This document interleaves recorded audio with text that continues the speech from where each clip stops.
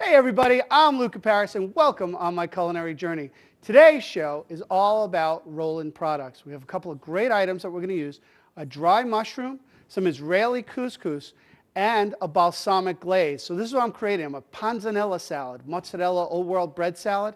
We're going to take that, put the glaze over the top. Then we're going to make a risotto, but using couscous instead of arborio rice. You're going to love that. And finally, porcini mushrooms 2 ways in a sauce for a beef tenderloin medallion. Little dust on the medallion, then we're going to butter baste it. Then we're going to make a wonderful sherry porcini mushroom cream sauce with it. It's going to be incredible, and you're going to absolutely love all the ingredients we're working with today. And guess what, everyone? Your culinary journey starts now.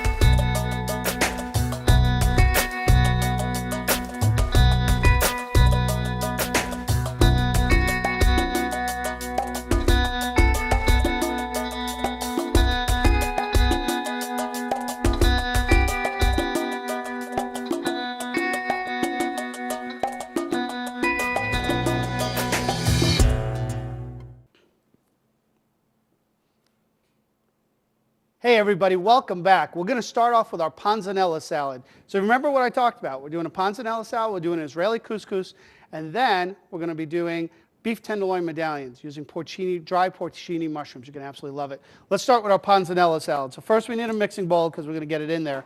Now panzanella is this old world bread salad. Now when I was growing up, my grandfather used to love taking old bread and then using it for a lot of different things. Put it in soups, he put it in salads. And in Italy, there's always a use for everything. You don't throw things away, whether you soak the bread and then put it in the meatballs or soak it and put it in some type of concoction where the bread kind of falls apart in the stuffing. You need to use up the old bread. Don't throw it away. In this case, what I'm going to do is actually take fresh focaccia bread, and we need to give it a little bit of crisp, like a crouton. So that's what we're going to start with. We're going to get a pan on with some extra virgin olive oil, and we're going to get that in the pan. We need to get the olive oil to right before its smoke point. Now that smoke point is when it heats up, and you don't want to get it too smoky because then it'll start burning and breaking down. But what you want to do is just get a nice little smoke on it because we're going to sear our bread in there. And then I cut some fresh focaccia bread, right? We're going to just put those over to the side while it heats up and get that started. The rest of the salad is really easy. Now, panzanella salad can be done in a variety of different ways. It's not only about the ingredients I give you here. You could put olives in there, you could put peppers in there, you could put any type of herbs in there. What I'm going to do is some tomatoes. We'll get these grape tomatoes, which I'll start cutting up right now. I'll just cut them in little halves. You can leave them whole too if you want, but I love cutting them up in half because they'll break down in the olive oil and the dressing we're going to make for it. And I'll use shallots. A lot of people like using red onions. Again, I'm a big fan of using the shallots because I just love that they're not overly strong. So keep an eye on our oil here, and let's just kind of cut these up. It's a cool way to cut grape tomatoes too. Let's see if I could even show you that. Where you kind of keep them flat, and you come through all of them. Nice sharp knife. Keep it flat, get started. And if you're good, your hand is good, and your tomatoes are cut. Woohoo, that's like magic. There you go. All right, we got a little heat on our oil here. We're going to get our bread in there. We'll put 3 pieces at a time. We'll use these up later on. We're just going to get a nice little sear on those. All right, let's go right to our shallots. We'll cut up our shallots nice and small in a mince. So we're going to come across a couple of times, come on down, and we'll get this beautiful fine diced minced shallot. With the shallots or the onions, the smaller the better, because then they'll just kind of incorporate and they'll get nice and soft in the salad. We're going to end up making our own dressing in there, which is basically just some extra virgin olive oil and then salt and pepper. So that's all we really need. So we have our shallots. We have our tomatoes. I'm going to rip up a little bit of arugula to go in there. Let's keep an eye on, let's get over here. Get an eye on our bread as we flip it over. Kind of start seeing it grill up. So we're basically like we're making croutons or grilled or fried bread, and we're just frying it just so it gets nice and crunchy. Now remember, when we're doing a panzanella salad, the idea of the old bread goes in there with the olive oil and you let it soak for a while, right? And then it kind of softens up with all the ingredients of the salad. It's something that you have to hold around for about 20 minutes to an hour where the bread soaks up. It's absolutely beautiful. But we won't have to do that because we're going to put this oil-soaked bread or oil-fried bread right into here, and it's going to get warm and beautiful. So we're going to add some mozzarella in there also. We get a couple of pieces of mozzarella. Now you can make this for one, you can make it for a bunch of people. Oh, it's amazing when you're having dinner over and you do this as an appetizer. It works as an appetizer because you have the fresh mozzarella in there. Works as a salad because it pretty much is a salad. And it's even great if you're just going to do this on an afternoon and you want it as part of a brunch. Absolutely wonderful. All right, so let's get our bread nice and crispy. Ooh, look at that side. That's beautiful. Got a nice crisp on there. Take this off of there. Hold off, let it just cool down just a little bit. And what am I missing in my ingredients? A little basil pesto. Again, remember I said you could put anything you want? Well, I like basil pesto. It's going to give it more flavor and color. My pesto has basically a little Parmigiano cheese, the pesto ground up with some olive oil right there. It's absolutely incredible. Adds more flavor, and I don't really have to do too much. I'm just adding now the olive oil to this. Just quickly put some olive oil and salt and pepper. Where's my salt and pepper? There's a little salt, fresh cracked black pepper. There you go. This is a beautiful, beautiful dish. See how quick it is. And again, like I said, if you're doing this as an appetizer, it works out wonderful. If you're doing this as an entree for a brunch, you can even put a piece of grilled chicken over the top or a piece of salmon. And then we're going to get our bread in there, which, again, pretty much acts like a crouton. And we're going to mix it up. So we have olive oil and all the other ingredients in there, and they're going to kind of marinate together. You let it sit for a couple of minutes, too, and it'll come out even nicer because the tomatoes will start breaking down in there with the salt and the olive oil. And then what I like to do, now I've made my own balsamic glaze before, but I found this new product. It's Roland Balsamic Glaze, right?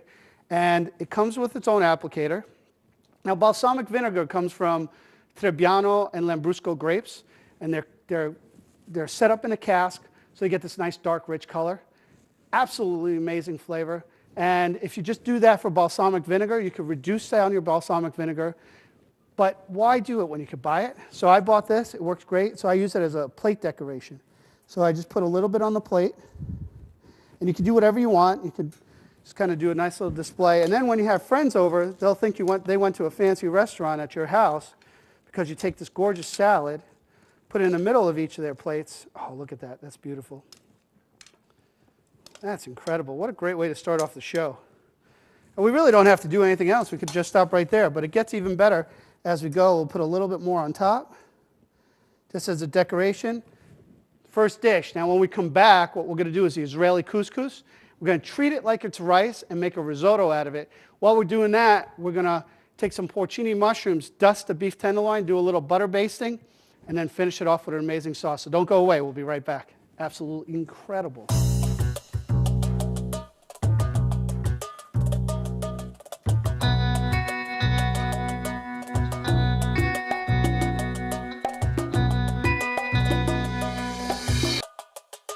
Hey everybody, welcome back. So we've made this incredible panzanella salad with the bread and the mozzarella and the balsamic glaze.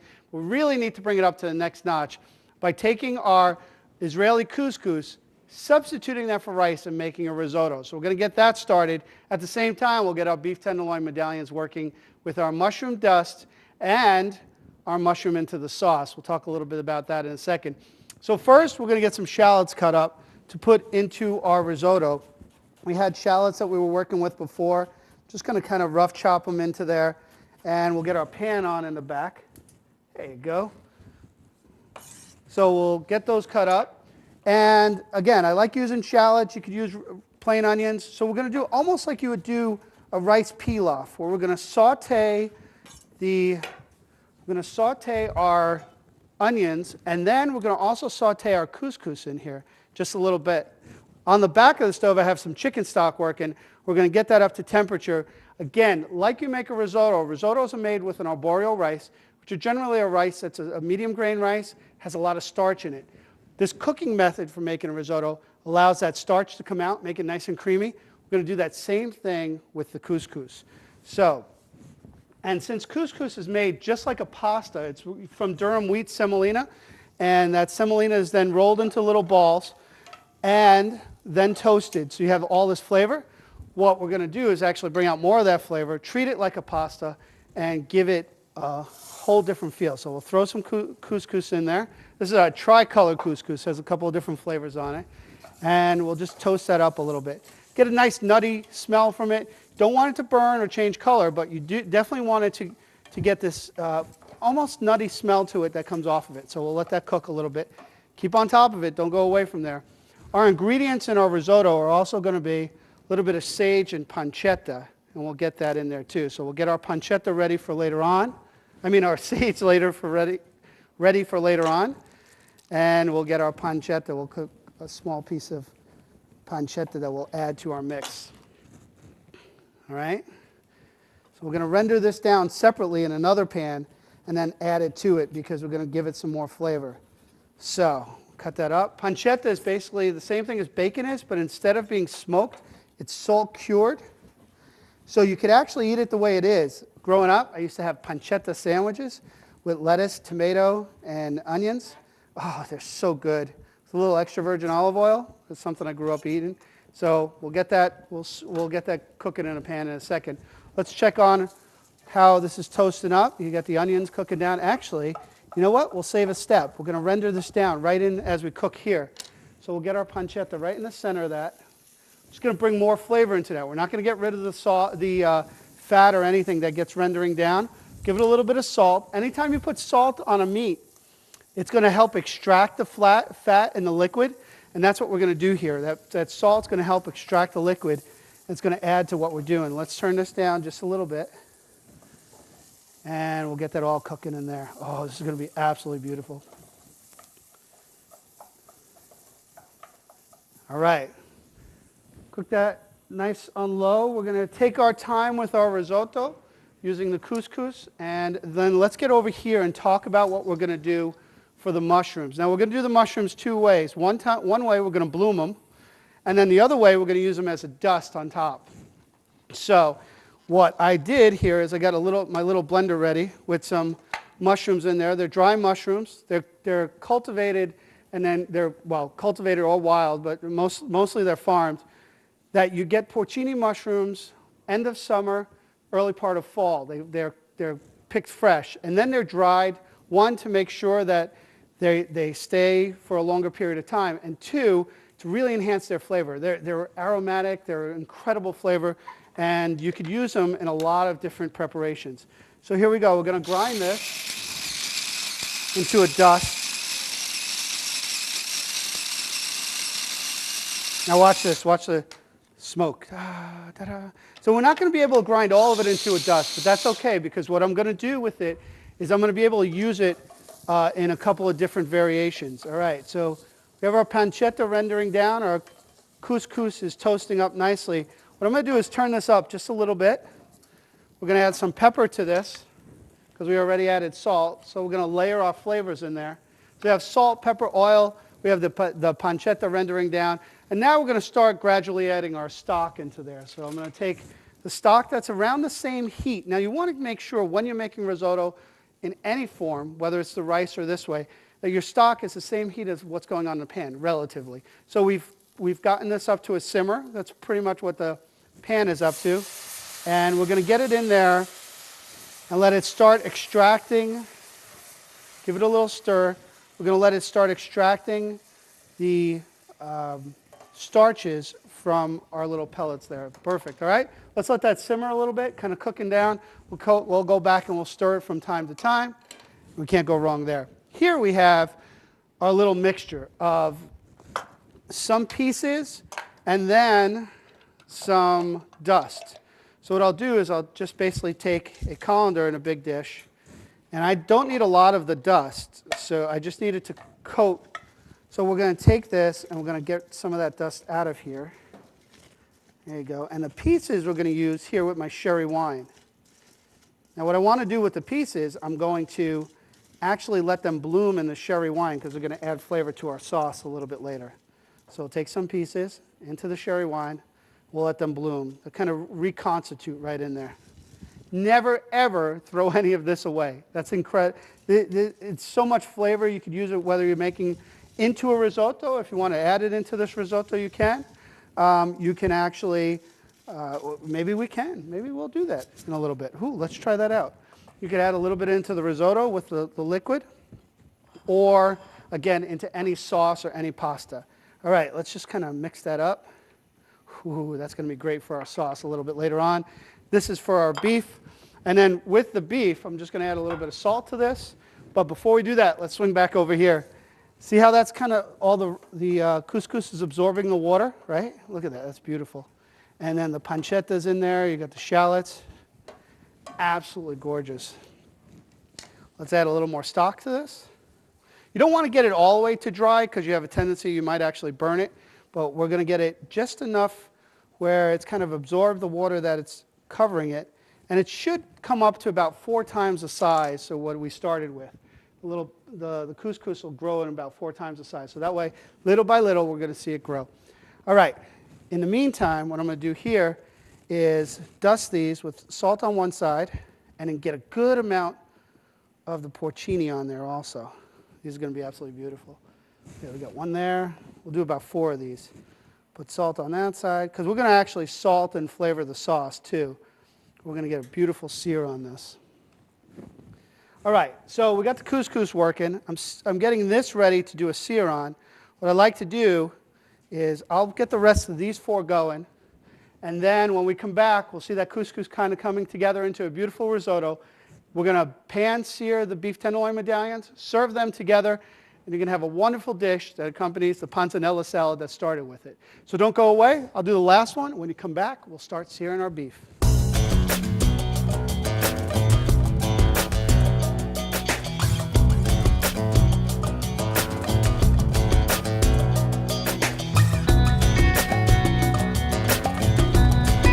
Hey everybody, welcome back. So I'm working on my couscous here to make my risotto. It's coming out absolutely wonderful. I just tasted it.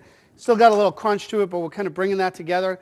Once that comes, you're just going to have so much fun with this. I'm having a blast already. So here's what we're going to do. We're going to get our tenderloin medallions cooking, and since I got a bigger crowd than I was expecting, what I'm going to do is actually cook them all up. Why not? Let's have a good time. So we got some oil in the pan. We're going to just heat that up. Then we're going to butter baste the tenderloin medallions. Wait till you see how we do this. So we'll get that hot. I got some shallots and garlic. We have our little mushroom here. That's a mushroom that's been reconstituted or blooming in the sherry wine. So those are really the ingredients we need to make our sauce. We're going to finish that off with a cream sauce too, and it's going to be absolutely wonderful. So should have, just need a little bit higher. While that's kind of getting ready to sear, we'll check back on our risotto as it dries up. As the liquid is basically being absorbed by the pasta, right? And we're using chicken stock because we want to bring in flavor. We have the pancetta, we have the shallots in there. Those are all adding flavor to our dish. We're going to finish that off with some butter and some sage, a little bit of thyme in there too. And I could hear the beef calling me because this little guy is starting to get a sear to it. So yeah, we're going to get a beautiful sear on either side. Now, one of the things about when I talk about searing beef, you want to sear in the juices of the beef. Hey, you don't belong there. You come here. There you go. We'll get you later. You wanted to jump ahead. I'm going to sear it in, but you want to get that beautiful sear. When you go to the restaurant, it has this gorgeous sear going on. Well, I want to do the same thing, but it's going to actually make its own natural, beautiful sear because of the mushrooms. And I'll show you on the one that I put in initially. Look at that color. See? That's got a nice little color to it. And that's what we're going to go for. Now you get the mushroom flavor just kind of popping and really exploding because it's reconstituting in the hot oil, and we're getting all those flavors we need into the oil too, and that's going to actually help our sauce tremendously. So let's turn them over one time, and we'll check back on our risotto as we flip this over. Oh, these are going to be beautiful. And the only thing we're going to add to this, let's get that on high. There we go. We're going to add some butter to this to kind of butter baste. So I'm going to pop some butter in there. And since we have a lot of those and we need to do a lot of butter basting, we'll take about that much. You could have fun with how much butter you put in. Don't overdo it all the time, but every once in a while, it doesn't hurt to have it. Hey, look, that's a little bit of that mushroom, right? That stuff is gold, and what comes out of here is gold. You can actually reconstitute in water, too, if you want. And just make sure you use that up. Never, ever get rid of anything that has to do with butter. Butter? Mushrooms. With the mushrooms. Butter, too. All right. So we'll tilt our pan a little bit. We'll start a butter basting onto our beef. So we're going to cook it on both sides. Oh, the flavors here are going to be incredible. Let's get that kind of basting away. And we're going to cook them to about a rare to medium rare, because I know Lee wants to make sure he gets it as rare as possible. And we're going to let those cook down just for another second. As we check out our risotto with our arborio rice that's already coming together. You see how it's drying up the liquid? Want to get just one more batch of liquid in there, and then we are going to be ready for this to finish. So let's get a little bit of a finish in there. I'm going to add some more salt and pepper. Look at that.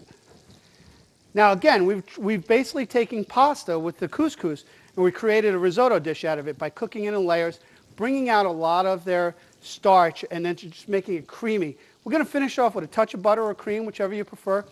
I might actually leave it the way it is and put some Parmigiano cheese on the finish. Our beef is really cooking up nicely here, so we're going to finish that. And where's my salt? A little bit of salt. My salt disappeared. Well, we'll figure that out too. Pioneer's not too far away. Thanks, buddy. There you go. We all need one of those in the kitchen, right? You ask for something, it just shows up. I'm the only one that has one of those. There we go, a little bit of salt in there. Let's finish this off with a little bit of Parmigiano. We'll shut it off. And I'll put the herbs in the last second, right before we plate our beef. Now, let's take our beef out of here. We're going to put it right on our board so it kind of rests. We're going to get it to rest. Again, it's going to finish cooking. We'll turn down our heat just a touch. There you go. We'll let it finish cooking or resting. I mean, that's important when you're doing beef or any meats. What you're going to want to do is let them rest. They're going to basically spend some time kind of bringing those juices back together. Everybody's going to just kind of settle in. And when you're done with this and you cut right into it, you're going to get this gorgeous center. It's going to be absolutely beautiful. So we have our butter and our mushroom in there. We're going to add some shallots. We're going to add some garlic. Nice. And then here comes the piece de resistance. Let's get those cooking down just a little bit, getting the butter around it. We're just going to let them cook just a little bit. We want to keep some.